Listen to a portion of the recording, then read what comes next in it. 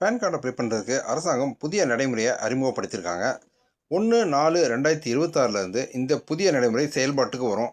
அதன்படி நீங்கள் pan card apply பண்ணணும் அப்படின்னா உங்கள் ஆதார் கார்டு கூட கூடுதலாக உங்களுடைய பாஸ்போர்ட் அல்லது உங்களுடைய பர்த் சர்டிஃபிகேட் அல்லது உங்களுடைய 10th மார்க் லிஸ்ட் அல்லது உங்களுடைய டிரைவிங் லைசன்ஸ், ஓட்டர் ஐடி இப்படி ஏதோ ஒரு ஆவணத்தை பயன்படுத்தி தான் நீங்கள் பேன் கார்டு விண்ணப்பிக்க முடியும். இப்போ இருக்கக்கூடிய இந்த எளிமையான நடைமுறை, அதாவது உங்களுடைய ஆதார் கார்டை மட்டுமே பயன்படுத்தி விண்ணப்பிக்க முடியும்.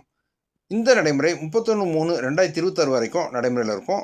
ஸோ இந்த இடைப்பட்ட காலத்தில் நமக்கு ஒரு 2 வார காலம் அப்படிங்கிறது இப்போ இருக்குது.